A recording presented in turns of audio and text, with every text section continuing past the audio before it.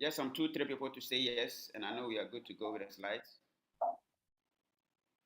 All right, good. So we are good to go now. So once again, welcome to this weekend's Weekend Health Talk Show. I have our special guest speaker, Senior Dr. David Wilfred Alote, who is a senior obstetrician gynecologist with decades of experience, and he's going to talk to us today about PCOS. What is it? Does it cause infertility? Dr. Parker, your audience. Thank you very much for your patience. All right. Okay. So thank you very much. But Dr. Albert, am I able to change the slide myself? All right. As you have heard, a lot of ladies I know have heard about PCOS. PCOS simply means polycystic ovarian syndrome. And I'm sure most of you have heard about it because it's a very common, in fact, it's the most common abnormality in young women today in the reproductive history, all right, and reproductive age. It's so common, and most commonest cause of infertility amongst women. And so a lot of women have heard about it. The problem is that most of the time you see a doctor who may or may not be a gynecologist, they just tell you that's what you have. But most often they don't explain it to you, and they just give you medicine, sometimes contraceptive pills and different medication for you to take, and you don't really know what you are taking, and you don't understand the condition, all right? So the exact cause of PCOS is not known, but we have contributing factors like sometimes in the family history, sometimes obesity. Obesity has a big role to play in it, and we'll talk about it. But what we should also know is that not all people who are obese get PCOS, or not every woman who has PCOS is obese, all right? But a majority of women who are obese are at risk of getting PCOS. And so you realize that most women who have PCOS are obese, but you should know that not every woman has PCOS is obese, all right? And of course, there's some element of insulin resistance, and I'll talk about it as we go. Insulin resistant, those are normally people with diabetes as well, okay? So to understand the topic at hand very well, it's very good you have a little overview of the menstrual, the physiology behind your menses, and every woman should have an idea about her menses and how her menses comes about. It's very important as a woman to know this thing, all right? So let's say every woman, Albert, go back. Yeah, every woman, let's say from day 1 to day 5, you're having your menses, okay? And so that's what my case is showing. From day 1 to 5, you're having your normal menstrual flow, all right? And then between day 6 and maybe day 14, it's when most women would ovulate, all right? And so when I say you ovulate, it means you release an egg. And this is for the woman with the regular 28-day cycle, okay? This works for them. What I'm saying will make sense to them. So from day 1 to 5, you're having your menses, all right? From day 6, and then in the middle of the cycle, day 14, you ovulate, all right? And then if you don't get pregnant by day 28, you have your menses again, all right? What I want you to take note of is these things written here: FSH, estrogen, LH, progesterone. They are very, very important. You realize they are hormones that makes you a woman. And at the various times in your cycle, they are either high or low, all right? Each of the hormones has the period in the month where it is dominated, all right? So in PCOS, we don't see this normal hormonal level where there's a point FSH is low, there's a point progesterone is low, there's a point LH is high. We don't see it in women with PCOS, basically because for women with PCOS, this thing that is happening on day 14, ovulation, normally does not happen. They normally do not ovulate, all right? And normally for women after ovulation, that is when you have progesterone going up high. And then when you don't get pregnant, the progesterone level will come down and then you would bleed. You get it? But of course, if a woman does not ovulate, they will not have progesterone going up and progesterone coming down. for them to have their menses. So in effect, women with PCOS do not have their menses because they do not have this ovulation, this progesterone level, and that is part of the basis of their problem. Okay, so let's go on. So as I'm saying, some of the things are technical. You don't have to worry. I'll just talk about the relevant things. Of course, there's some medics on the program as well, so they may want to know a bit more. All right. So as I said, we do not know the exact cause of PCOS, but there are some environmental factors, genetic predisposition, and diet and lifestyle also plays a very important role, okay, in the diagnosis of PCOS. All right. And as I told you from the earlier slide, the hormones, for women with PCOS, they normally have a hormonal imbalance, all right? They normally have low FSH. FSH is follicle stimulating hormone. It stimulates your ovaries, your follicles, all right? For every woman, for you to ovulate, from day one of your cycle, the hormone FSH comes into play. From the previous slide, you saw it, and it will help stimulate your follicles. Your follicles contains your ovaries and your eggs, which are released at ovulation, all right? But for people with FSH, they have very low level, people with PCOS, they have very low level of FSH, all right? So their follicles are not stimulated, and so that's why they do not ovulate, okay? And because they have low FSH, they rather have high hormone called LH, which is luteinizing hormone, all right? They rather have a high level of the LH. And the LH stimulates the ovaries to produce testosterone. Testosterone is a male hormone.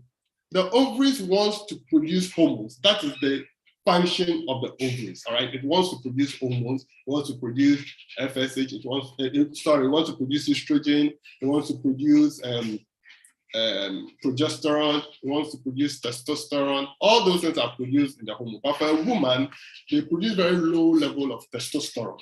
That is the male hormone, all right?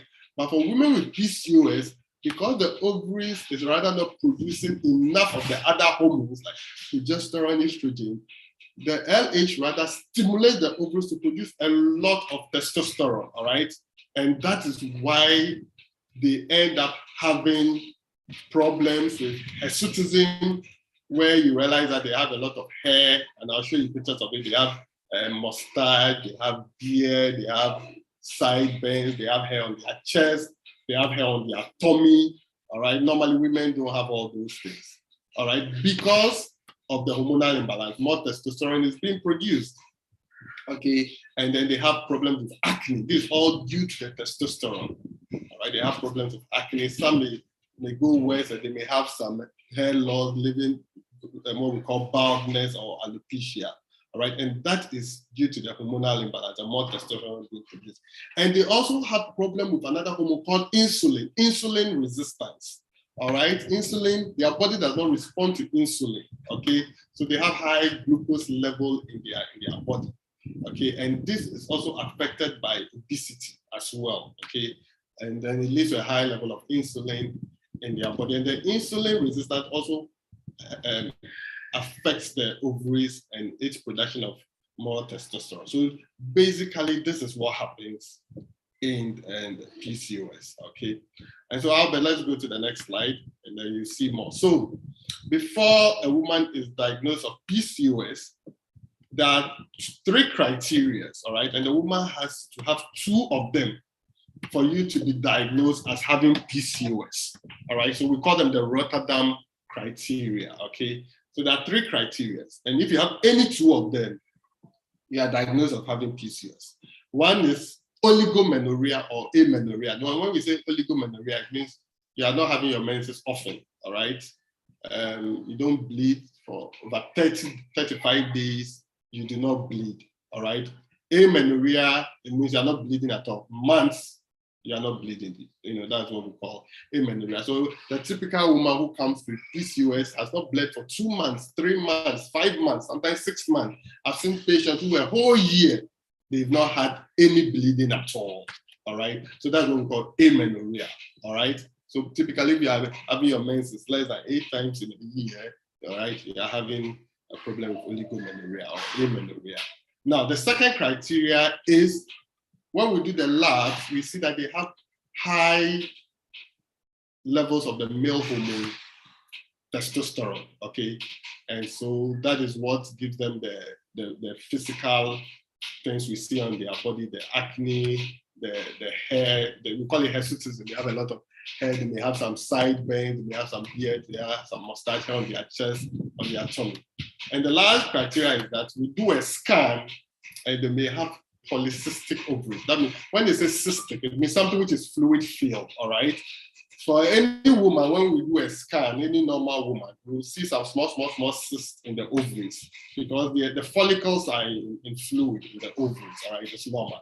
But for a typical woman with polycystic ovaries, you see a lot of cysts, sometimes more than 12, small cysts at the periphery of the ovary, all right? And so if you have any two of these criteria, then we say you have polycystic ovarian syndrome. Okay, of course, we investigate you to be sure. So these are 8. So a woman may have hyperandrogenism. Hyperandrogen is the male hormone, all right? Oligo-ovulation or amenorrhea, they are not ovulating. So the way we notice that woman is not ovulating is they don't have their menses, all right? If you don't ovulate, you wouldn't have your menses. So if you don't have your menses, either you're pregnant or you're not ovulating, all right? Or other things, all right? And then, as I said, when we do the scan, we will see polycystic ovaries. So any two of these criteria puts you at risk, okay? And I think I have explained this, but this also shows us a typical picture of what happens, all right? So as I said, you have a high level of LH, that the luteinizing hormone, and it causes you to have the hirsutism or the acne or other things, of course. And your adipose tissue or your skin to produces, there's insulin resistance at that level, and that also affects the skin. And because you do not ovulate, you have a lot of small follicles. They start growing, but they do not grow to the extent of being left out. And then you end up with a lot of follicles and with no ovulation. But the important thing here that I want to mention is that because the woman is not ovulating, her endometrium, that is when we say endometrium, every woman has a womb. And within your womb, you have a cavity, a space. That's where the baby grows up. And that's the same place where your menses comes from.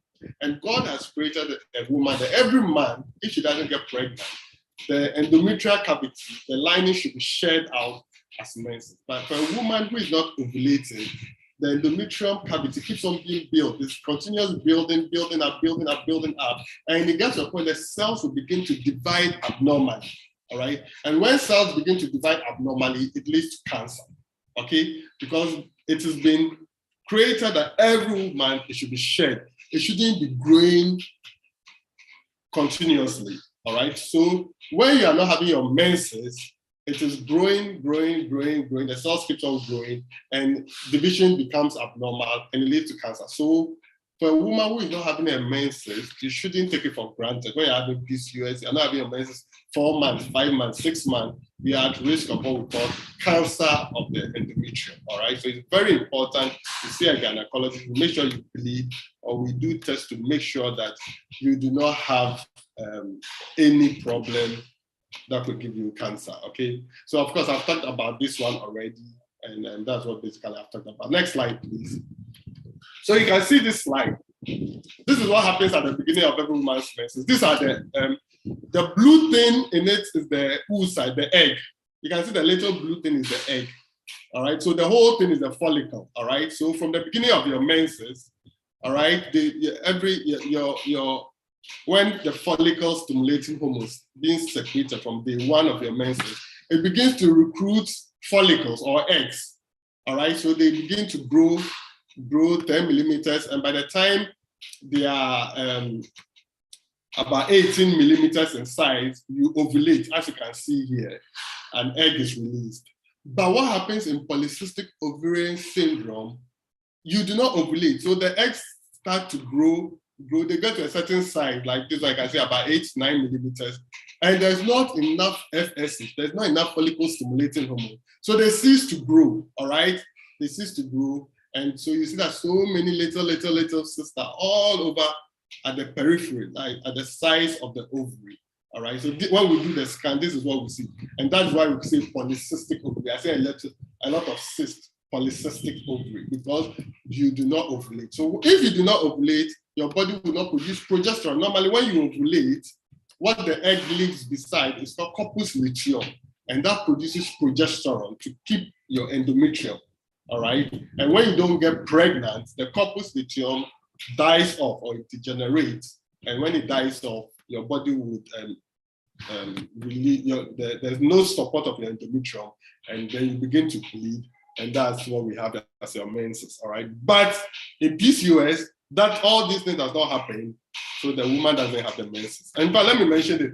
A lot of ladies feel that when they do not have their menses, the blood there is what forms fibroid, and they get fibroid. Please, this is a very big misconception. All right, you do not get fibroid because you're not having your menses. That blood does not turn into fibroid. All right. So this is the same thing that I showed you. All right, and the ovary, this is the fallopian tube.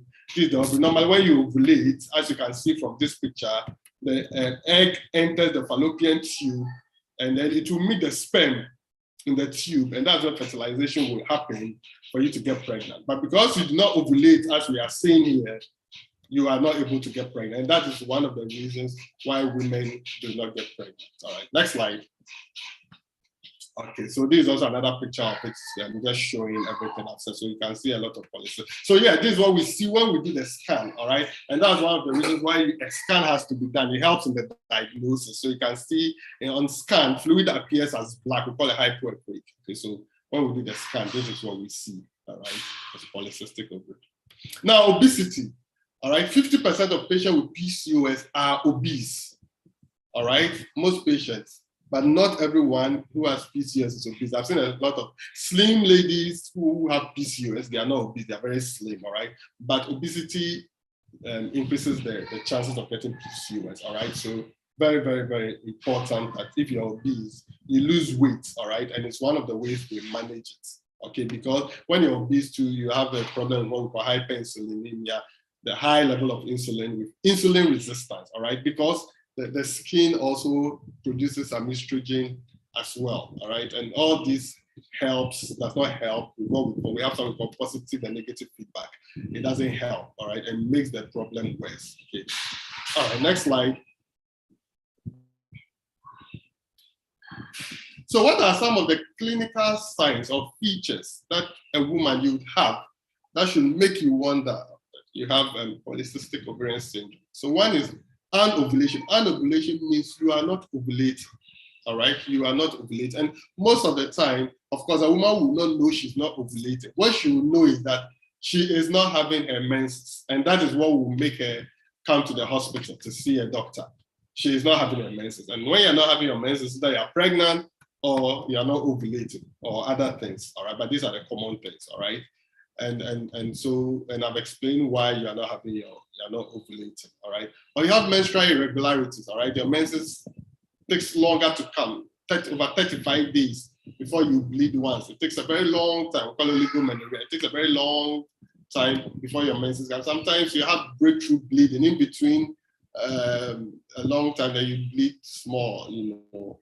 Those are menstrual irregularities. And the other important thing is infertility, all right? You can see 30 to 70% of women, that's what they present with, infertility. And it's all because they are not ovulating, because of the high level of, because of the hormonal imbalance, they do not ovulate. Most of the time, they also present with infertility. Of course, 80% too may have problem with obesity as well, right? Next slide. All right, so of course, we have to know your menstrual history. So for a woman, if you have this problem, always have a calendar or a book that you write your menses in, all right? Write the dates that your menses come. You know, sometimes a lot of women will come to the hospital and you ask them when they last had their menses, they can't even remember it, all right? But it's very important you have a menstrual calendar for every woman in general. A woman who is trying to get pregnant, who is also trying to avoid pregnancy or having problems with menses, have a calendar and always mark when your menses started and when it ended, all right? And for most people with PCOS, you realize that it's irregular or they go for a long time, for so many months without having their menses, all right? And of course, when you examine them, you may see signs of hirsutism. When we say hirsutism, it means abnormal hair growth, male pattern hair growth. A woman is not supposed to have mustache or sideburns or beard, all right? So you see that they are always trying to block out the beard and the hair on their chest and everything, all right? So these are some of the important things we see. All right, next slide. All right, so these are just, as I say, picture is 1,000 words. So irregular, prolonged periods, all right? Excessive hair loss. Sometimes a woman, it can be so severe, they may have some hair loss, okay? And then a rapid weight gain as well. Of course, they also have a lot of stress and depression, all right? Because a woman who is not having her menses for a long time, she's depressed, or she's trying to get pregnant, she's not getting pregnant. They get very, very depressed. In fact, the acne alone can give a lot of women depression, all right? Having so many pimples on their face. You know, women do not joke with their skin, all right? So having so many pimples on their face, they are always standing in front of the mirror. They don't feel confident. They lose their self-confidence. They, you know, and they lead to a lot of depression, all right? So these are, so if a gynecologist seeing a woman with this, you don't just think about her menses, but you have to think about all this and really counsel her well and treat all these things together, all right? Let's go on. Okay, so I've talked about this. These are some of the problems already. So you see that the woman is very depressed. She's not happy at all right? Let's go on, Albert. I think I've talked about this already. So this is a typical picture of hirsutism, all right? You can see this is a woman, it's not a man. Yeah, you can see she's got a mustache, and you can see this one has a lot of hair here, sideburns. All right, and you can see this one to some hair down the neck as well. All right, so this is a typical picture of hirsutism. And a lot of women do not even know that they have a problem when they have these things. All right, so for a woman, the hair on your tummy normally should just end at the top here. All right, it's not supposed to extend to your navel or your umbilicus. All right, but you can see this is a male pattern hair distribution going all the way up there. You can see this person also having problems with a lot of acne, okay, a lot of acne, and you can see this one too, it's very expensive, all right? So these are some of the high level of testosterone problems that they have. And of course, as women, you can stand in front of the mirror for a long time, looking at the pimples, trying to clear them, leads to black spots a lot on the face, all right? So that's a lot of problem, all right? And so this is all due to the hormonal imbalance. Now, PCOS and infertility, that's also a big problem. As I said, a lot of women who come to the clinic who can't get pregnant, it's because of infertility, all right? And of course, a woman, if you are not ovulating, you are not going to be able to get pregnant. It's as simple as that, all right? And ladies with PCOS normally are not ovulated. And so that's why they have that problem. Okay, so apart from the anovulation, they also have problems with abortion. Okay, so when ladies with PCOS get pregnant, most of the time, about 47 to 70% of them end up having miscarriage. All right, when we say abortion, I'm not saying you have gone to the hospital, medical terms, when we say abortion, we mean miscarriage. All right, so a lot of them can have problems with miscarriage as well. So when we treat a woman with PCOS and she gets pregnant, we have a way of managing her to make sure that she carries the pregnancy, okay?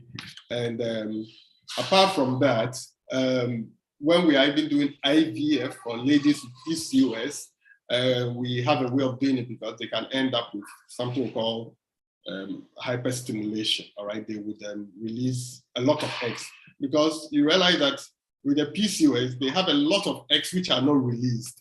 Do you get it? The normal woman, the eggs will grow and then will be released, but the PCOS, the maturation of the egg gets to a point, like about 9 millimeters, and it doesn't ovulate. So all those small circles that you see around the ovary, they all contain eggs, all right? So when we stimulate them to get pregnant, for them to ovulate, they may end up releasing a lot of eggs, all right? And so when we are even doing IVF for them, that may lead to hyperstimulation. Okay, so we have a way. But the good thing about people with PCOS is that they have a lot of eggs in their system. They have so much egg. So when you stimulate them, you get a lot of eggs. And so what some of them even do is that It gets stimulated, we harvest the eggs and freeze it for them so when they are ready to get pregnant. So that's the good. They have a lot of eggs because for most women, every month they are releasing eggs. They are releasing, but in the PCOS, because they are not ovulating, they are keeping a lot of eggs in their system. Okay, next slide, please. All right, so as I've said, infertility, most of it because they are not ovulating. And of course, they have problems with a lot of miscarriages as well. All right, so we manage them, especially when they are pregnant. Next slide. But if you have PCOS, you shouldn't think you cannot get pregnant. That is one of the causes of a lot of depression with ladies with PCOS. You can get pregnant, all right? You just see a gynecologist, you can get pregnant when you are ready to get pregnant. So it shouldn't be something that should let you get depressed. As I said, you even have a lot more eggs than the normal women who are ovulating every month, okay? And of course, it's very important that you work on weight reduction. In fact, when you see ladies who want to get pregnant and they have PCOS and they are obese, BMI above 30, they're really obese. The first thing is to tell them to lose weight. All right, weight loss is very, very essential. Smoking also helps. In fact, I don't mean you should smoke, you should stop smoking. All right, smoking cessation is very, very important. And if you drink alcohol too, you should stop. Just the weight reduction alone has been known to help them to start ovulating on their own, even without any medication, all right? Just weight reduction alone, very, very critical, and I'll talk about it as we go on. Let's go on next slide. Okay, so there are complications of PCOS, and that is why when you have PCOS, you should definitely have a gynecologist who is managing you, all right? You should not just sit at home. You're not ovulating, you're not having your menses for months, and because you're probably not interested in getting pregnant, you do not care because there are complications associated with it. All right. We have what we call metabolic syndrome. All right. And due to the insulin resistance, they normally even get more fat or obese, truncal obesity in the mid portion of their system, and they have what we call dyslipidemia. Dyslipidemia means they have high level of lipids, triglycerides, and these things block the blood vessels, and it can lead to heart attack or stroke. All right, so they are at risk of those things. All right, of course, and they're also at risk of hypertension as well. So it's not just about not having a menses, but it has all these implications as well. And of course, I've talked about endometrial cancer, because cancer of the womb, all right, the endometrial cavity, because you're not ovulating, you're not having your menses, so you're keeping it thick, it's always being built up, and it's not coming, it's not being shared, it puts you at risk of endometrial cancer, all right? So these are complications of PCOS, and so you should not take it for granted and just sit at home, all right? Okay, so hypertension, diabetes, atherosclerosis, this is because of the dyslipidemia, all right? So you're at risk of all these things as well, all right? Next slide, please. All right, so how do we manage a patient with PCOS, all right? So remember, you can't cure PCOS, but you can manage it, all right? So don't expect that it is cured and then you are good, but we can manage it. And of course, we require it's a multidisciplinary team. It's not just a gynecologist. It's not need to see, but of course the gynecologist is the one mainly managing it, all right? And the management involved, we have to treat the problem with the high level of testosterone, the high hydrogen, which is giving you all the exotism, the hair. We have a way of managing it. There are drugs that we give that helps with it, all right? We have to protect your endometrium from getting endometrial cancer, all right? And then when you are ready to get pregnant too, we have to help you get pregnant, all right? And of course, we have the metabolic syndrome as well. When you get to a hospital, they have to screen you, check your lipid level and other things, your blood sugar, to make sure that you do not have diabetes, all right? And then your diet is also very, very, very important as well. Okay, next slide. So these are the problems that the person has. So we tackle the problem, the endocrine problem. So why? You're having high level of testosterone. So you're having beard, you're having sideburn, you're having hair on your chest, you're having pimples. And these are the acne. These are the main problems that is worrying you. All right. So when you see the gynecologist, there are drugs that we give for all these things. There are drugs that we give. Most of the times, you realize that a woman will, if you're not ready to get pregnant, so infertility, the problem that a lot will come when they want to get pregnant, they are not getting pregnant. But some will come, they are not ready to get pregnant. It becomes very easy. All right. We put you on contraceptive pills, and the contraceptive pills help a lot. They help a lot. Okay. They help in reducing your testosterone level as well, and they help in the so all the problem with the androgen also goes down. And we have drugs specifically for the acne and the hair growth as well. All right. And it helps you to bleed monthly because we want you to bleed.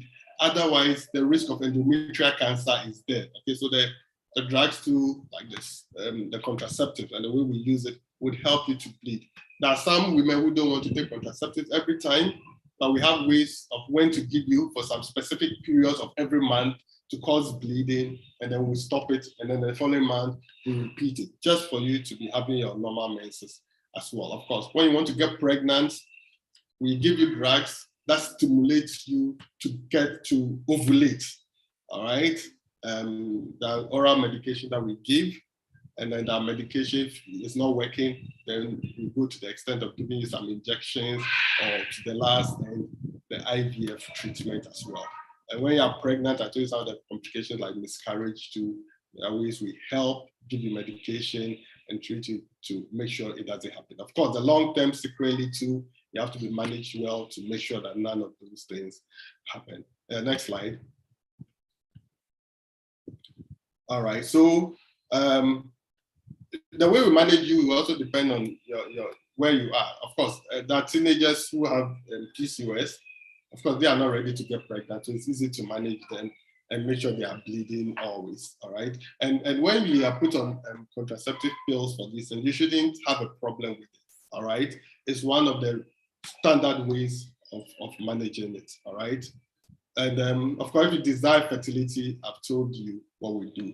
Any treatment of PCOS should address not only the ovulatory problem, okay, but all the other problems I've told you about, the problem of the insulin and obesity, the high level of lipids and triglycerides in your body that will lead to atherosclerosis and the rest, all have to be managed together for your best safety. Yeah, next slide. All right, so please, weight loss is very, very important. As I have said, just losing weight would help most people for their menses to start coming regular. All right, so in gynecology and obstetrics, weight gain or obesity is a risk factor for so many things. All right, just because of the hormonal imbalance it leads to, in this case too, it doesn't help at all. All right, so just losing weight helps a lot of time. All right, helps a lot, and it just helps your menses to become regular as well. And as I said, if your menses is not regular, we have to give you medicine for it to come, because we do not want endometrial cancer. And when you come to see the gynecologist and we do a scan, we always measure the thickness of your endometrium. All right, we don't want it to be above a certain level. When we see it above that certain level, then we have to do further tests to make sure that you are safe. All right, so that's why it's very, very important not to take that for granted. Next slide. All right, so as I've said, the contraceptives helps a lot, okay, by even helping to reduce the testosterone level.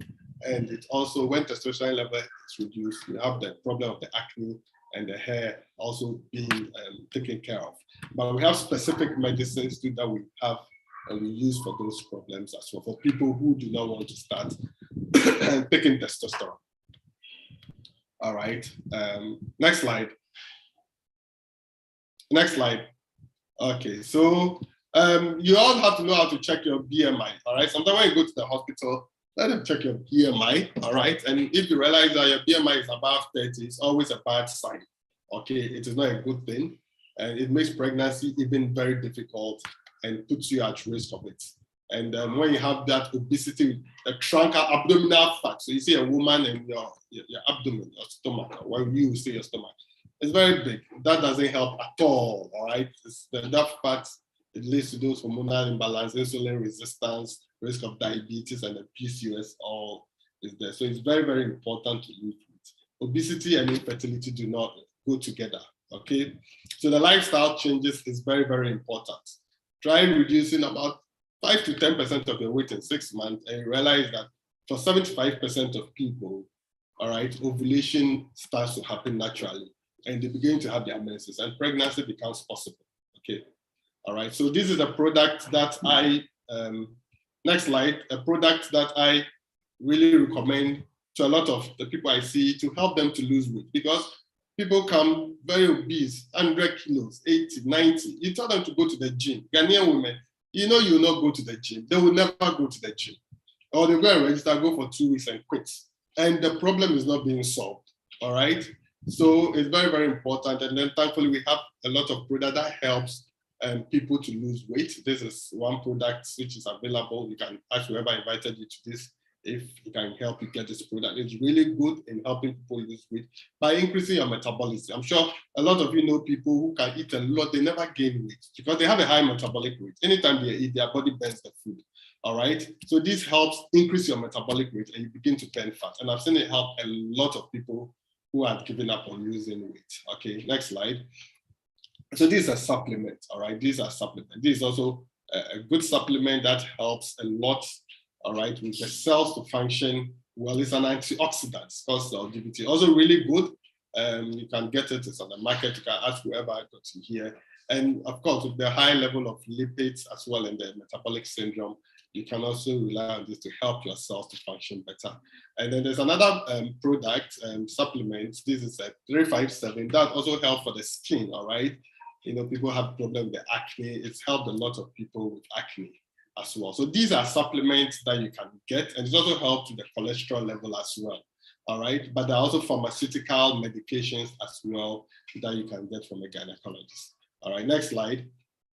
So please, this slide shows it. If you have bad diets, smoking, alcohol, it doesn't help ladies with PCOS. You have to quit and eat more green vegetables and healthier diet, and you see that you begin to have some good effect. All right, next slide.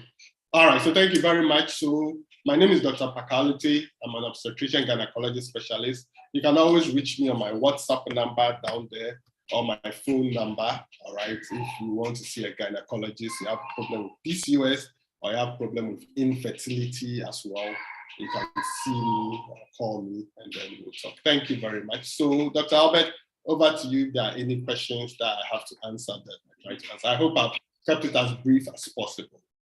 Yes, you did very well. You went all out. You got everything that we needed, and you kept it as brief as possible. As well, Dr. Parker has made it clear he's available if you want to reach out to him on WhatsApp or phone. Call him. He's a senior person with decades of experience. Of course, he's also recommended some products. Get back to your friend who recommended you to join this, and you will be sorted. Now, at this point, we have a lot of questions already in the chat box. We're going to start with those ones, and then the remaining people who have other questions will then ask. But before then, those of us who are joining us new, who joined us recently, please feel free to subscribe to our YouTube channel where you get access to the previous recordings where Dr. Parker has come to teach us a lot about other topics. Today's own will also be uploaded on the YouTube channel. So feel free, join the YouTube family, subscribe. It just takes 3 seconds. 1, 2, 3, and you are done. And put the notifications button on. Join us so that anytime we go on live, you get notified. Thank you very much, Dr. Parker. It's been very, very educative. I'm just going to start with some questions. Some of them have already been answered. One of them is, can PCOS be cured? You answered it. You said it can be managed. It cannot be cured.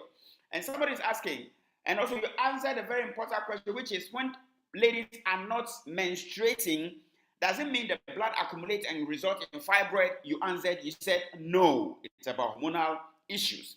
So that has answered. Again, if you're not menstruating, it doesn't mean the blood is accumulating to result in fibroid. No, it doesn't mean so, not at all. These are some of the reasons why we are hearing from the experts on the field themselves. So one of the questions is this, Doc. Please, I've been diagnosed of intramural uterine fibroid, which needs to be operated upon. But I understand after the surgery, if you don't get pregnant, it will come back. So I'm confused since last year. Yeah, okay. So I think I have a session on fibroid on the YouTube channel that I think you can watch and you hear all these answers on fibroid. But of course, fibroid can always come back. And so obviously we always want you to get pregnant as soon as possible, all right? It doesn't mean for every woman it comes back, but there's a possibility that it can come back, all right? So of course, if you want to get pregnant, you get pregnant as quick as possible. Normally, when I even do fibroid for patients, if you can get pregnant within 6 to 9 months, we are all happy. Okay, thank you. Yeah, so like I said, Dr. Parker has handled that topic already about fibroids, all right? It's on the channel. Subscribe and just go watch the entire video. He's answered similar questions in the past. So Chair Esther, please go ahead and do that. Somebody's asking, why does it happen to ladies who have never even had sex before? And after the management, can the person give birth? So this question came before your session. So Dr. Parker answered that it's genetic, it's nutritional, diets, lifestyle, and all that. And the real cause is not generally known. So that question has already been answered as well. Somebody says, I'm currently bleeding as a result of a miscarriage. How long will the bleeding take to finish? Well, you have to see a gynecologist, all right? I mean, if you are bleeding, it could be that there may be retained product. It may not be everything that has come out, all right? So you have to definitely see a gynecologist so that if there's retained product, it's taken care of before it gets infected and gives you problems later. So every bleeding is an emergency. We don't know what is causing it. Like Dr. Parker said, please see a gynecologist immediately. Every bleeding is an emergency. It's not normal. See a gynecologist immediately. Don't listen to anybody. Go see your doctor. You'll be attended to. Does a woman with irregular menstruation ovulate? Yeah, so normally if your menses is irregular, you probably do not ovulate. You know, when the period between your menses and ovulation, we call it follicular phase. But after you ovulate, so you have your next menses, it's called the luteal phase, and that phase is very constant, all right? It lasts for about 14 days. It's very, very constant, all right? So far as your menses is not regular, most often it signifies an ovulation, all right? So when we are screening people for infertility, that's one of the ways we know whether they ovulate or not, all right? So a regular menses is a sign of ovulation. Very irregular, mostly, is not a good sign.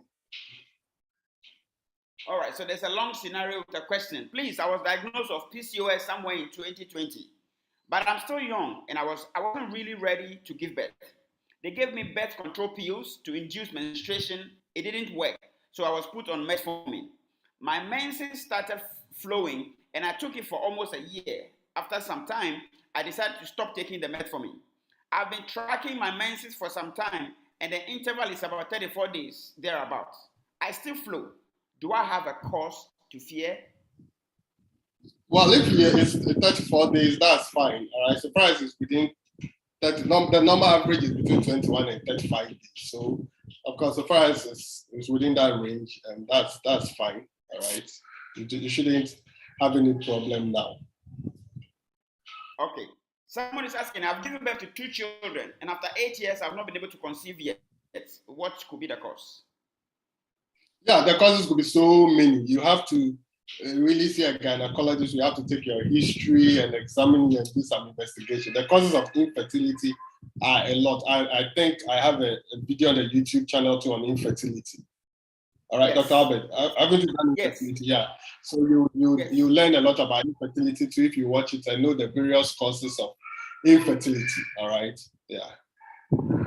So everything is on the channel already. Fibroid, infertility. Dr. Parker has gone to it like into detail. So just go watch it on a YouTube channel. That's one of the advantages of subscribing. I've put the link in the comment section. Another question is somebody saying, I'm growing beard and hair all over my tummy, especially on my nipples. Of course, that question has already been answered. It could be a symptom of hyperandrogenism. Again, you want answers, go to the hospital, see your gynae. Investigations will be done and explanations will be given you. Please, I just came, but I want to find out people who menstruate in their. I'm not getting the question right. So the person just joined us, so you can just watch the recording. Okay, somebody asked directly, what supplement, is there any supplement to help with the weight gain, because the person said she had that it's quite difficult to lose weight if you have PCOS. Dr. Parker has recommended this particular product. He recommended this weight management product called Meta Switch. So you can get in touch with anyone who invited you, Dr. Parker or myself. You will get this product to help you with the weight gain issue. This is coming from somebody on there. Hi, doctor. These days, when I start my period, it comes plenty and it's red. But ever since I was diagnosed with ovarian cyst, whenever I start my period, the color is kind of dark and it comes smaller, and later becomes plenty. What is happening? So you see, for ladies, let me tell you, the average amount of blood we expect to see from a lady during her menses is 80 mils. All right, now 80 mils is 4 tablespoons. A tablespoon is 20 mils. So like the long duration of your menses, all we need to see is 80 mils, and we are okay, averagely. But ladies feel they need to see a lot of blood to know that they've had their menses. What we are interested in is that it is regular. So far as it's regular, it's coming every month, we don't have a problem, all right? And as I said, 18 minutes, you don't have to bleed a lot to feel you've had your menses, all right? If you have any issue, you're not confident, you want to know if you ovulate, you can just see a gynecologist and we'll do a test to just help to know if you ovulate, okay? Thank you. Somebody says, I haven't seen my period for over 6 months. What do I do? Yeah, so that's all we've been talking about, all right? That's anovulation, and that's a good thing. As I said, not seeing your menses for a long time, it puts you at risk of endometrial cancer, all right? And so you have to see a gynecologist immediately, and then you'll be worked out and be treated, all right? So that you have your monthly flow to just put you at risk of having endometrial cancer. And when you want to get pregnant, you can get pregnant. A man is asking, the supplement you recommended for weight loss, is it recommended for only ladies or for everyone? Yeah, it's for everyone. It works for both men and women. Because I'm talking about women here, that's about a lot of men too have taken it. Men with pot bellies, men too. Of course, obesity, whether for man or woman, is not good. Men with obesity too have problem with hypertension, stroke, diabetes, cardiovascular problem. Obesity is not good both for men and women. So, of course, for both sexes, can use it. So the same person also has a question he wanted to ask about infertility again, but I'm directing you to the YouTube channel.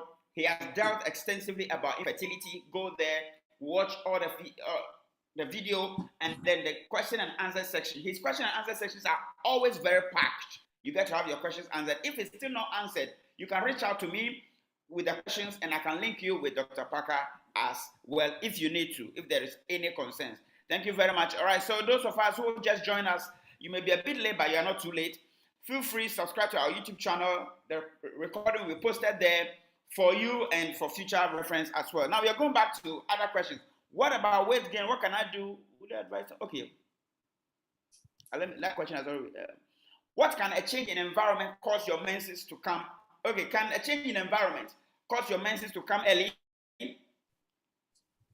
Well, generally, once in a while, if your cycle changes a bit, we don't worry so much, all right? Once in a while, stress, the female menses is all, it starts from the mind, there are hormones, GnRH, FSH, LH, it all starts from the hypothalamus pituitary gland, before you get to the ovary. So stressful conditions or things can all affect you, So sometimes, once in a while, we don't have a problem if things change. But if it's persistent, it's always happening, then you have to be evaluated.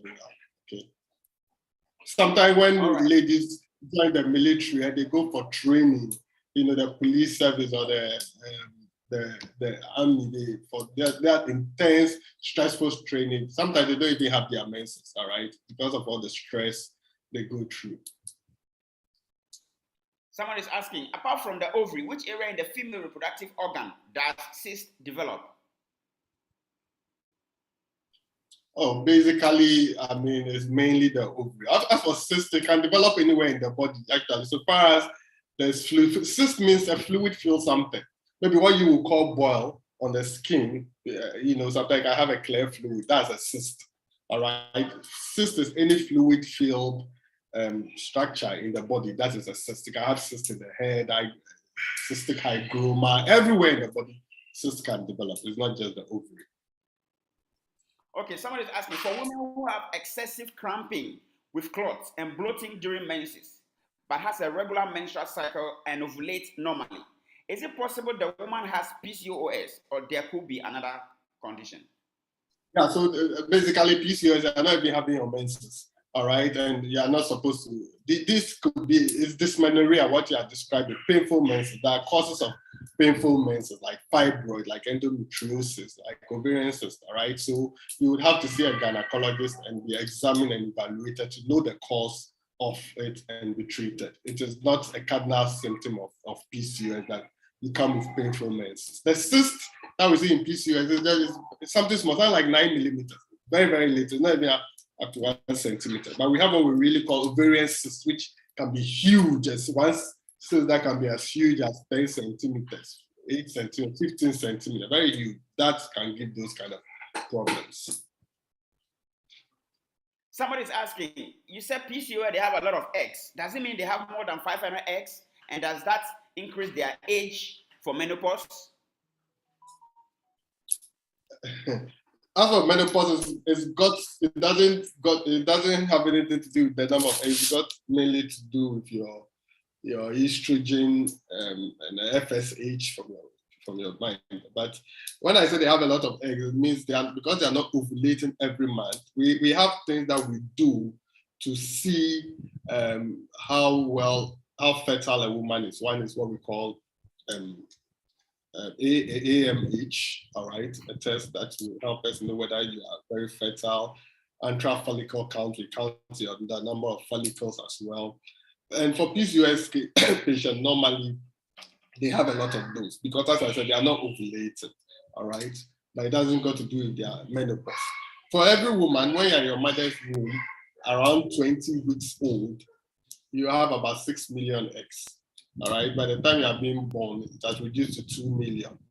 At the time you are starting your menses, it has reduced to 500,000. It drops very quickly, right? And as you are aging, it drops. That's why we always encourage women to get pregnant early, because once you are approaching 35, your fertility drops very sharply. Somebody asking a very important question. If I have male hair pattern as a woman, but I have regular menses, should I be worried about PCOS? Yeah, so you remember I said that the PCOS, you have to have 2 of the 3 criteria. It's not just, you don't just base it on only one, like you see hair, no, you have PCOS. If you have a lot of hair and then you have a problem with your menses, of course, but you have a lot of hair, and then we talk about problem with the menses, and then the hair distribution, the anovulation as well. So if you have 2 of any of the problems, then we have to do a scan too, and we see polycystic ovaries. So if you have hair, and then we do scan, we see polycystic ovaries, of course, then you satisfy 2 of the criteria, you have a lot of hair, and then you have a problem with your menses too, then you should be worried. But just having a lot of hair, but not having problem with your menses, the scan is fine, you're ovulating normally, we wouldn't worry so much, Yeah, but of course, we should always investigate why you have a lot of hair. Yeah. Somebody is asking, do women with PCOS have a high chance of giving birth to twins? No, not necessarily. I mean, you're not ovulating, but of course, when we stimulate you, every woman who is stimulated to get pregnant always has higher chance of giving birth to higher other pregnant, like twins, triplets, for any woman who is stimulated. But PCOS women, they have that higher chance because they have a lot of eggs. That's like number one, we even do IVF for them, or we give them medication. We are very careful. They don't get something we call hyperstimulation, OHSS. They don't get that, because it's a very complicated problem, when it happens. Okay, so what some even do is that when they are stimulated, they rather harvest their eggs and freeze them, to prevent it. Otherwise, we have special ways of stimulating you to make sure that we don't have a lot of multiple pregnancies at hand. Okay, Somebody says, my 10-year-old girl has had her menarche 7 months ago, but the menses have stopped for 3 months now. PCOS is in the bloodline. Should I be worried? No other symptoms have been noticed yet. Can you repeat that question? Her 10-year-old girl, daughter, has had her menarche 7 months ago, and for 3 months now, the menses have stopped. There is a strong family history of PCOS. She has no other symptoms noticed yet. Should the mother be worried? Okay, so for ladies, for most of young ladies, when they start their menarche, it's normal for their menses to be irregular. It happens to a lot of ladies. At that moment, that point, you're not worried. So I wouldn't be worried then. Of course, as I said, there's a genetic factor, but if she just started her menses, they normally have irregular menses for 1 or 2 years before things become stable. All right. So at that point, I wouldn't be worried so much. All right. But if it persists after so many years, then we'll be worried. Okay. And just to also address the previous person said she has a lot of hair growth. Now there's also something called hypertrichosis where that happen to both men and women. They just have a lot of hair growth all over their body, not in the midline. These ones with the PCOS, we normally talk about midline hair growth, hirsutism, it's in the midline, the beard, the mustache, the chest, but there's some that can have hair growth on their legs, their hands, that's hypertrichosis. That's something very different from hirsutism.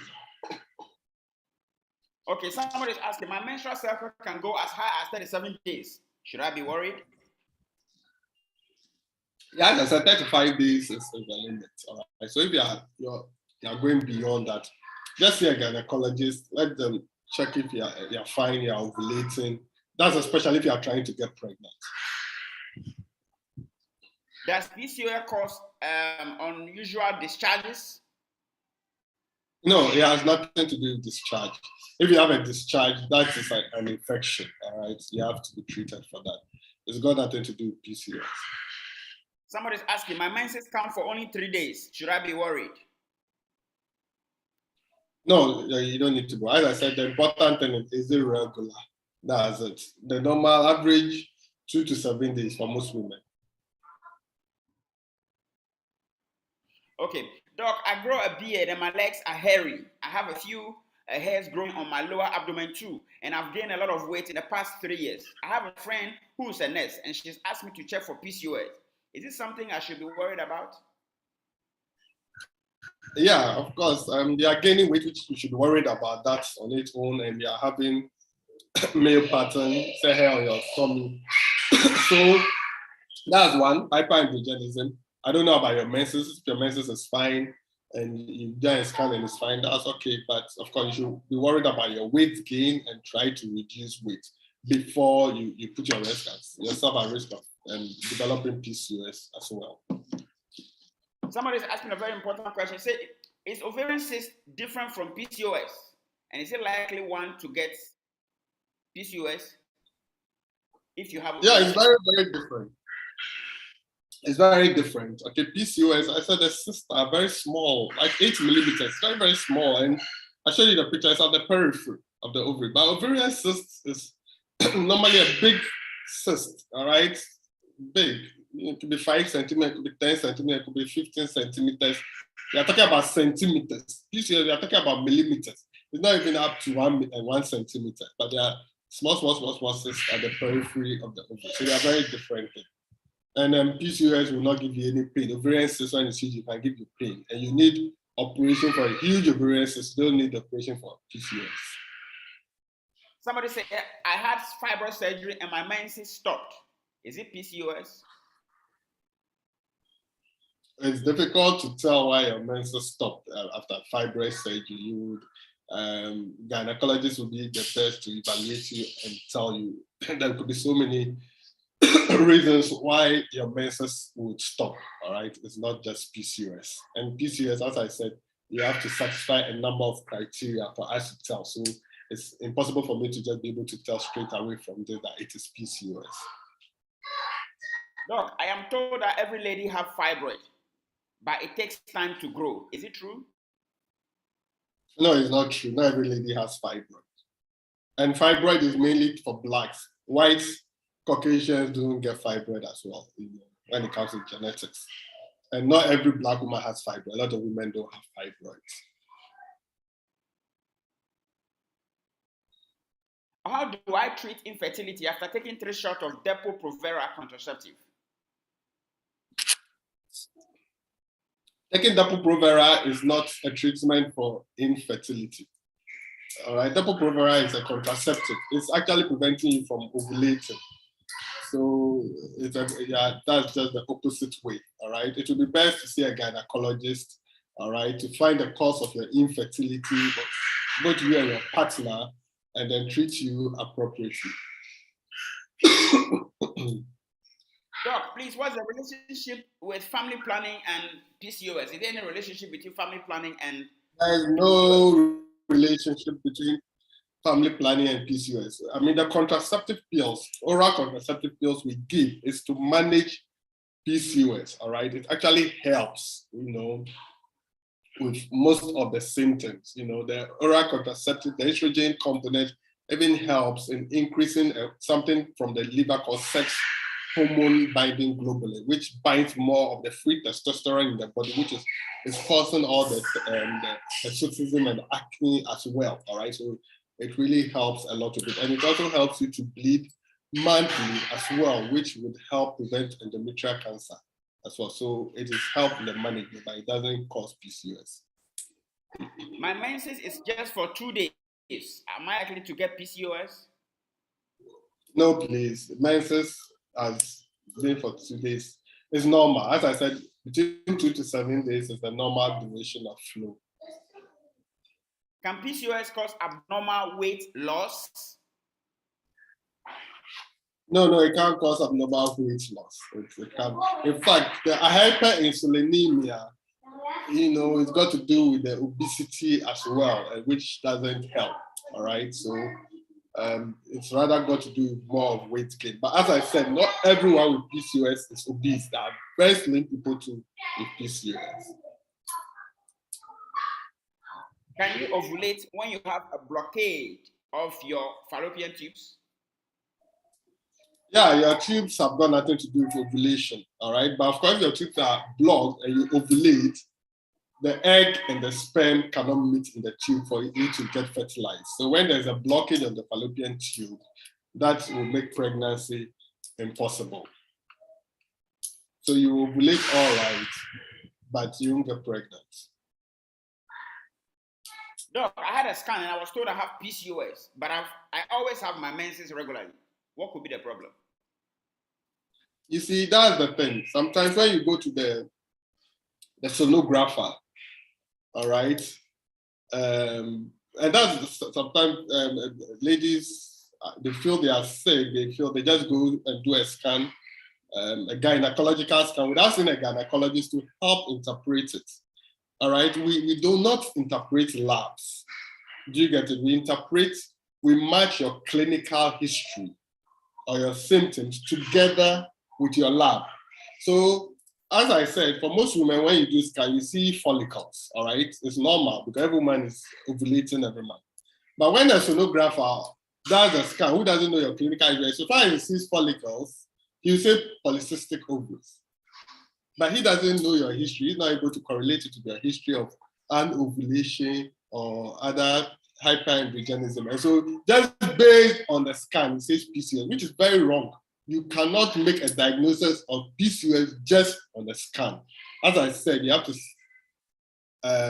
2 of the 3 criteria has to be satisfied, all right? So please sometimes see a gynecologist rather and get the right diagnosis, because it is very bad to put a wrong diagnosis on the person and the person will forever go around thinking this is what they have, when that is not it at all. Yes, Dr. Parker is very right. There are a lot of people unqualified, not fully certified, who do scans, all right? When they see something, they can scare you and you just go around thinking you have this when you don't. That is why we have these sessions, so that you hear from the experts. Go see a gynecologist. It will save you the worry. PCOS, infertility, a lot of issues. It comes with psychological complications as well. So you need to see the right people to help you. Now the questions continue. Like I said, Dr. Parker's sessions are always very interesting. Lots Another of questions problem to answer. I have with scan, which I'm sure a lot of ladies would have experienced. You go and do a scan, and the sonographer just says PID, just because they've seen some fluid in the pouch of the blood, when they have not correlated it to the patient's clinical history and examination, and then prescribe PID, and then the person will just call, doctor, I decide I have PID, what medicine should I take? No, always do the right thing. Okay. Yes, so don't go have a scan and the person tells you you have PID and you are taking antibiotic. No. Don't go do a scan and the person says you have seen like polycystic ovary, so you have PCOS. No. There is a criteria that has to be met. Please see a gynecologist and the right thing will be done for you. Somebody says, can you have your menses and still be infertile? Oh, yeah, you can have. That's various causes of infertility. It could be a tubal cause, all right? Your tubes are probably blocked, all right? This could be a uterine cause, maybe there's a problem with your uterus as well, all right? So many. It could be your partner too who may be having the problem. Okay. Somebody's asking, my menses is always extra scanty, very, very scanty. What can I do about it? Well, I don't know what you mean by scanty. That's very subjective. As I said, the average flow is about 80 ml. That's like 4 tablespoons. Now, if you have a problem with your menses, then the only thing that I would be interested in is to just do a test or examine to just make sure you ovulate. If I realize you ovulate, I'll just reassure you that, look, you're ovulating. That's fine, all right? So that's the important thing, that your menses is regular, which means you're ovulating. It's not the volume. The volume, as I said, the average should be about 80 minutes, which is just 4 tablespoons. Okay, somebody is saying, I gave birth 1.5 years ago and my menses has not resumed yet. Should I be worried? Yeah, that's very, very long ago. Even if you are breastfeeding, I don't think you're exclusively breastfeeding for 1.5 years. So by now your menses should have resumed. Okay, so if it's still not coming, please try and see a gynecologist, and then we'll take care of you. All right, that is very abnormal, especially if you want to have a child again. So see a gynecologist. For those of you in Accra, you don't have a gynecologist, you want to see me, Dr. Abe, you can always display my number. You can always contact me.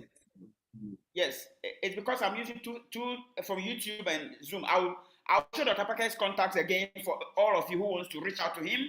And for those who are watching later, you can always reach out. I'll link you with him. No problem. He's available to help you privately as your gynae. He's very experienced with decades of experience. So someone is asking, I was obese and I was having irregular menses. I reduced in weight and I'm now having regular menses. But my problem now is with acne. What can I do to treat that?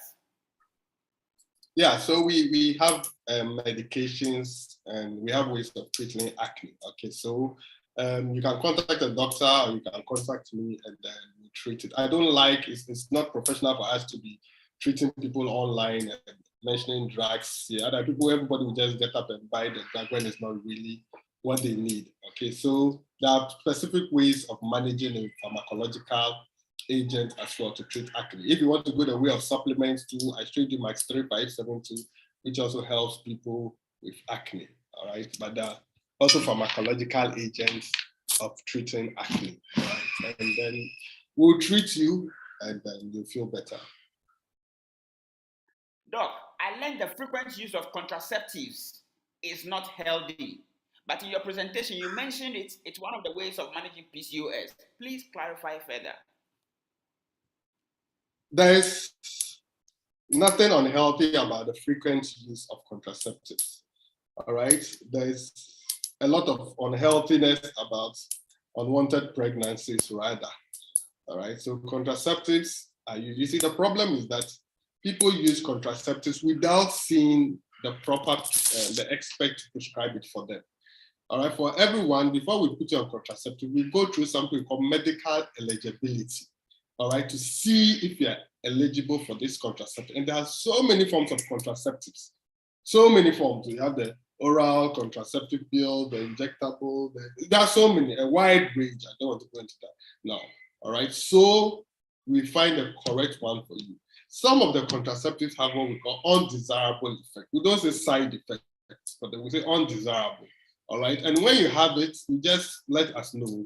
And there are ways of managing the undesirable effect as well. All right. So, and we as gynecologists, we don't use contraceptives only for preventing pregnancy. We use it for so many things in gynecology, so many things. All right. Thank you. Somebody is asking, can the meta switch that you recommended help reduce the abdominal fat of ladies? Yes, it can. As I said, it helps you lose weight actually by helping your body burn fat. All right. And then that is how I've known even men with huge pot bellies, and it's really helped them. And a lot of women as well who were wearing size 16 and they are back to wearing size 12 and 10. All right. So it helps a lot. So it helps the body to burn fat.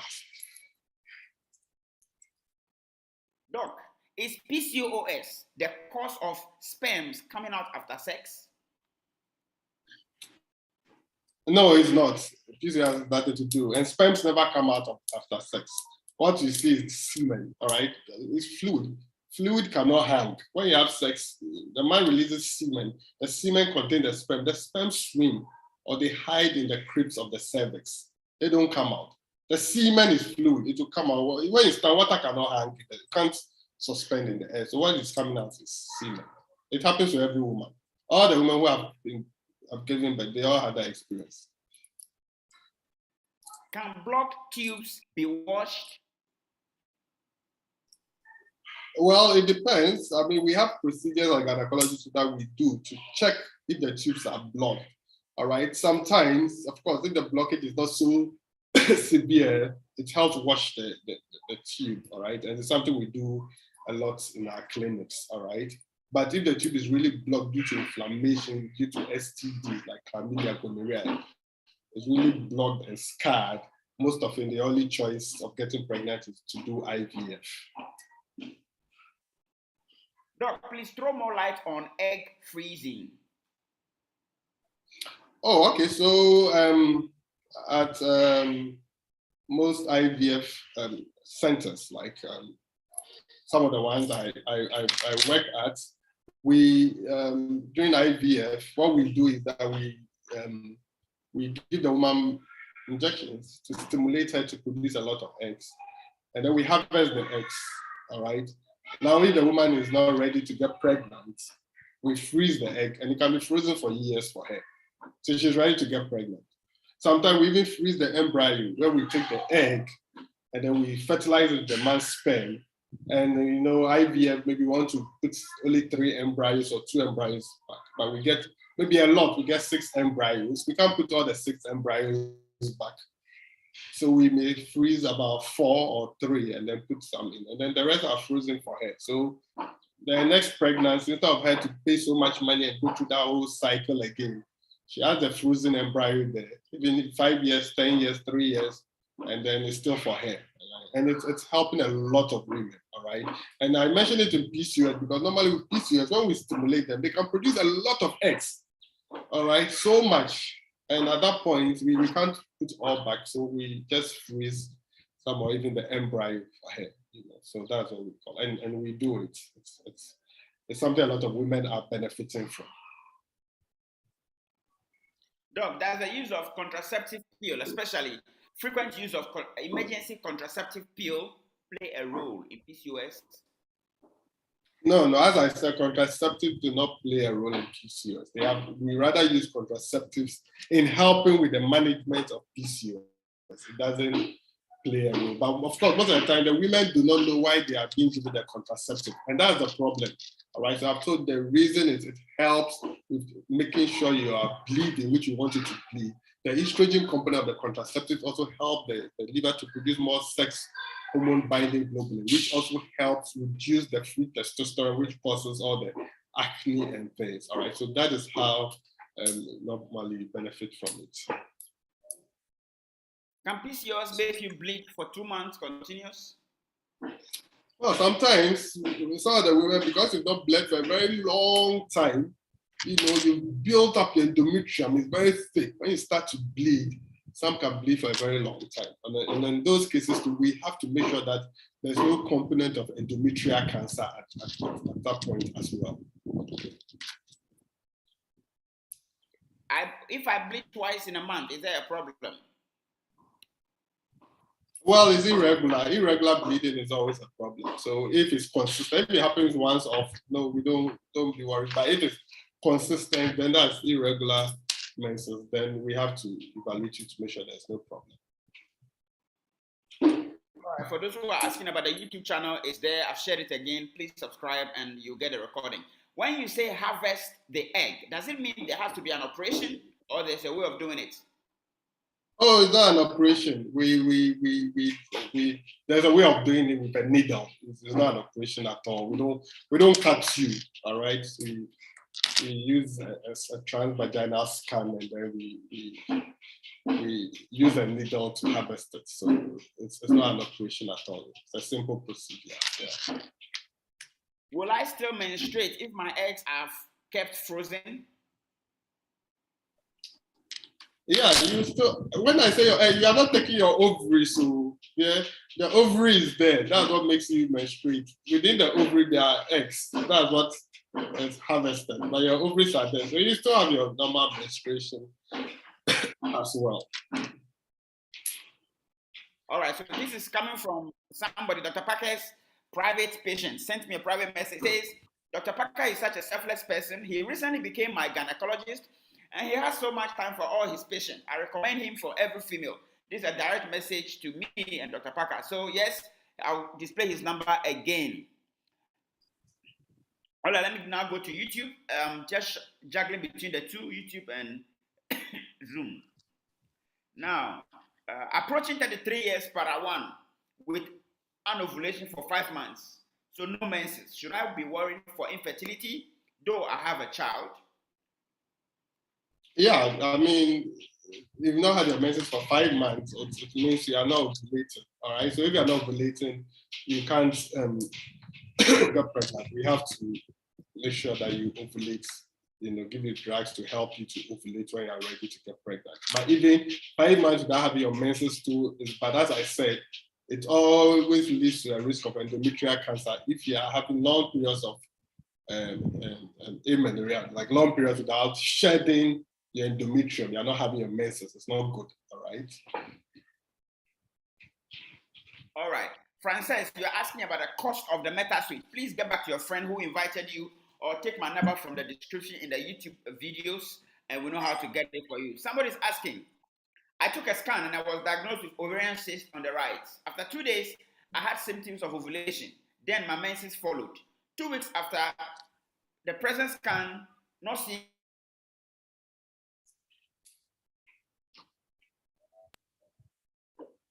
any cyst. What was that? Yeah, can you hear me, Dr. Albert? Yes. Yeah, so majority of cysts that women we find during a scan, majority is what we call physiological cyst. It's normal, all right? After the follicle that gets so big and it releases the egg, it's fluid filled, all right? So it's physiological. And normally we tell you when we say, you come and scan in 2 months' time. Normally when you come back, it's no more there, all right? It's physiological. So basically what you had is a physiological cyst. Somebody says I took a scan and it showed a dermoid cyst of about 3 centimeters on my right ovary. Please, am I safe? Yeah, so normally, with cyst, when it's not giving problems, you don't worry about it. But when the size is basically less than 5-6 centimeters, you do not worry about it. But as the size is growing, and the age of the woman too is important. Of course, a woman who is older, perimenopause, almost at menopause, we always have to think of malignancy, all right? And so we monitor. If it's growing, we would have to take it out and take it to the pathologist. If it's giving problems, like a lot of pain, so we would have to operate it, all right? But basically, most scans below 5 centimeters, we'll just monitor it. We let you come for regular scan, maybe every 4 to 6 months interval to monitor it. Okay, Doc, you said if you have irregular menses, it means you don't ovulate. and if your menses is now regular, can you get pregnant? Yeah, if your menses is regular, it's a sign. It's a good sign of ovulation. Another thing a woman can know that she's ovulating is some women feel the mid-cycle pain, all right? In the middle of the month of their cycle, they may feel low abdominal pain. We call it mid-cycle or mittelschmerz pain, all right? They know. And also some women at the time of ovulating, when you put your hands in your vagina, you realize that your vaginal discharge, it can be long like okra. It's very slimy, and you can stretch it very long like you're stretching okra. So these are some of the signs to show that you are ovulating. So this is a repeat question, just so the person knows I've read her question. Can you menstruate and not ovulate? Can you menstruate and not ovulate? Yeah, sometimes we have anovulatory cycles, all right? Especially when your cycles are irregular, you're bleeding. Most of them, we call it breakthrough bleeding, all right? Breakthrough bleeding. You are ovulate, you are having your menses, but you are not ovulating, all right? So, and most of them, those cycles are very irregular as well. All right. Somebody is asking us a follow-up question. How sure are we that we are getting the exact egg that was harvested from us? How sure? Oh, because it's a hospital. I mean, it's where we harvest. Everything is labeled, and it's kept frozen for you. It's done all over the world, you know. Otherwise, then you would ask, and it's like going to get blood in the hospital. How sure are you that they are giving you the correct blood?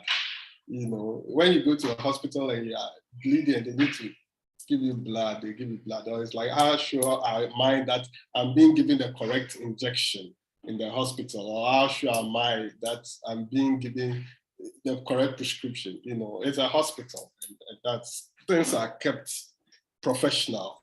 Okay. Should a lady who has PCOS be worried about her age and conceiving? Every lady, when it comes to conceiving, you should be worried when you are growing older. You know, as I said, from hitting your mid-30s, your fertility declines sharply, you know, at that age. All right. So, and in fact, we see when we do IVF, all right, when we stimulate for IVF for women who are in their early 30s or 20s, it's very, very successful. You get a lot of eggs to harvest. All right. But of course, a woman in the early 40s or late 30s, you realize that you don't, it's not so, like you don't get so much eggs like a younger woman. All right. So that's how God created women. You know, women, the eggs that you have, they were created in you when you were 12 weeks old in your mother's womb. That's how long, and none is added anymore. But every month you lose a lot of them. You know, apart from the one that you ovulate, a lot of them go through what we call atresia. You know, you lose them. But for man, every day we are producing new sperms. That's for men. Every day we are producing new. So the factory is working continually, 24/7. But for women, from 12 weeks in your mother's womb, nothing is produced again. You know, so that's why women should. Yes, somebody was asking about the name of the supplement Dr. Parker recommended for weight loss, weight management.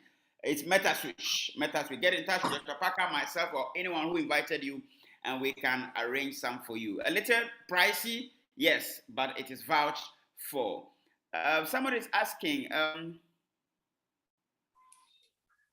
Okay, all these questions were answered. How do you deal with the hormonal imbalance that comes with PCOS? You visit a gynecologist and you'll be attended to.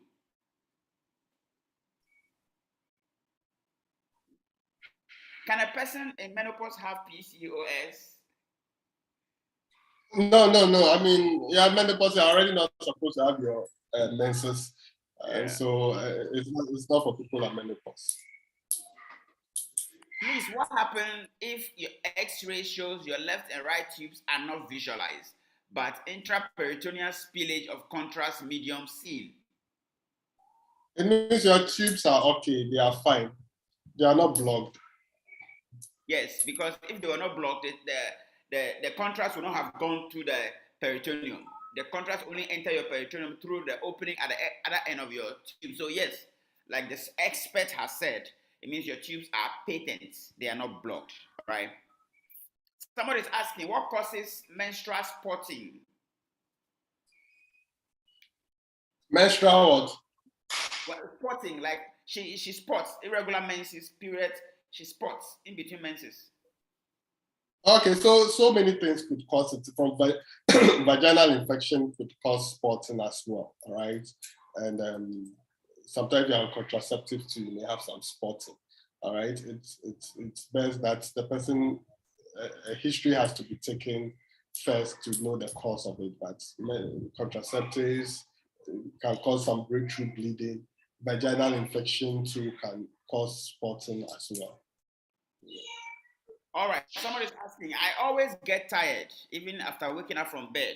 What is causing it? That question is quite vague. It may not be related, but again, take my contacts from my YouTube channel and get in touch. We don't know what is causing the tiredness. It could be for a lot of reasons. All right. All right. With your name, I can't even tell if you're a man or woman yet. Please, all apologies. So if you always get tired, there could be a lot of reasons. Take my number from the YouTube channel and get in touch. All right. And we will know to investigate what causes you to always get tired. All right. Somebody's asking, how long can one be on the meta switch as recommended by Dr. Parker?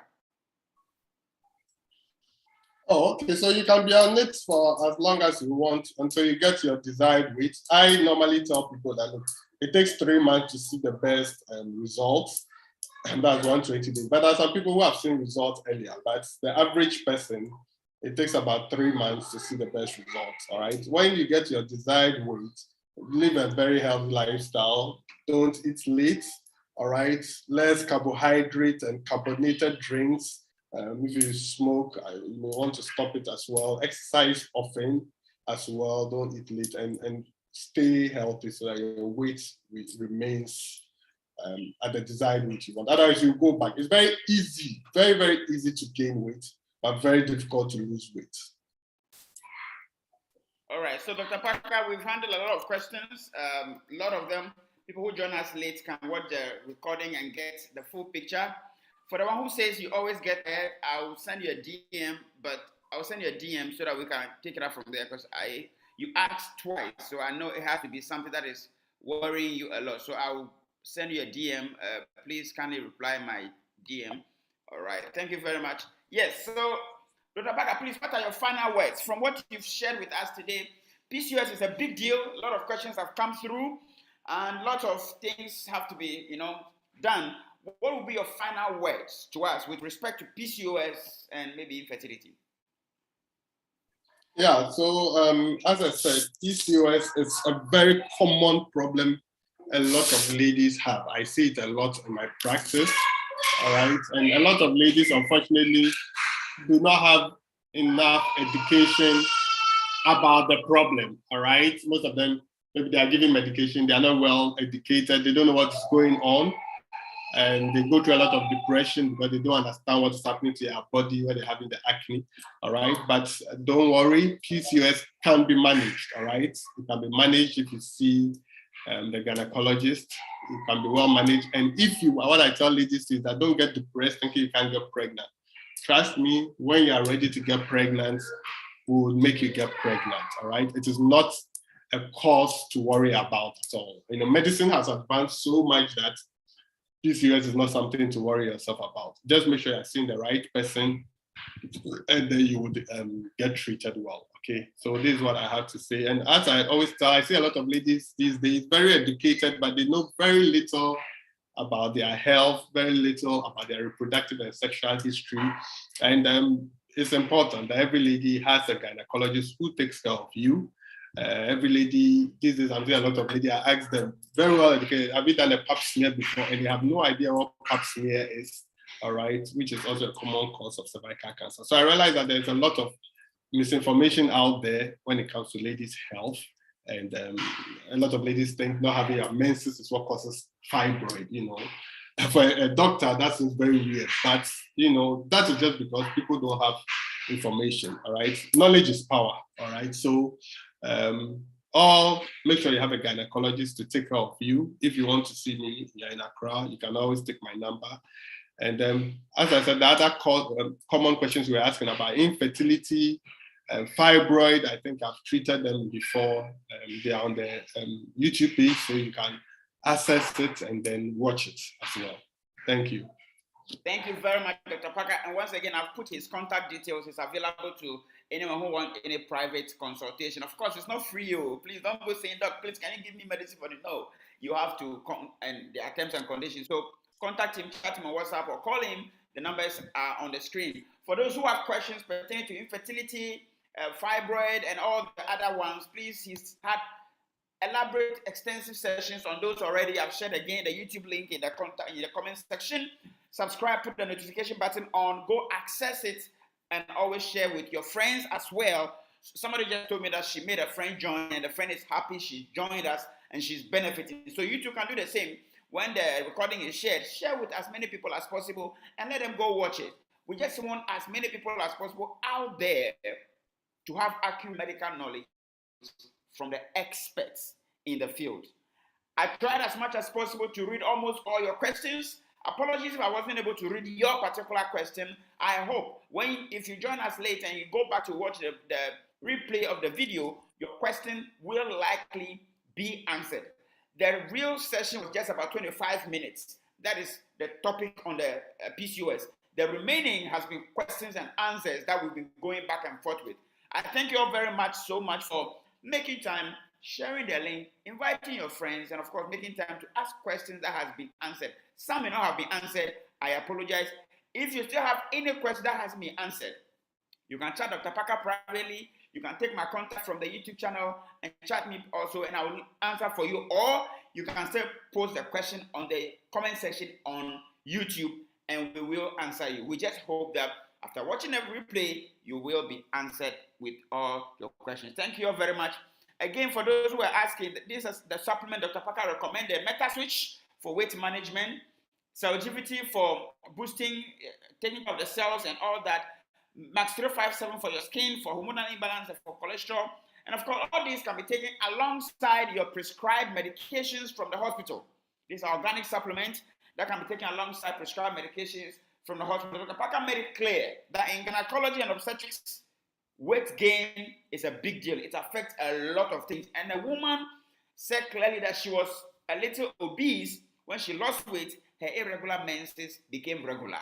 So you see, what Dr. Parker said has been confirmed, and it is true. So thank you very much. And of course, please, all of you join me, say a big thank you to Dr. Parker for making time again to come to us. It's obvious that we need to deal with contraception as well. The various methods, the pros and the cons, and what to expect. I think that seems to be a common theme running through all this. If you agree with me, put in the comment section contraception, so that we kind of corner Dr. Parker that later on, one of the weeks, he can come and share with us more detailed knowledge on contraception, the various methods, the emergency contraception, all the various methods and what to expect. So if you agree with me that we should treat contraception, please put in the chat box contraception, as we say a big thank you to Dr.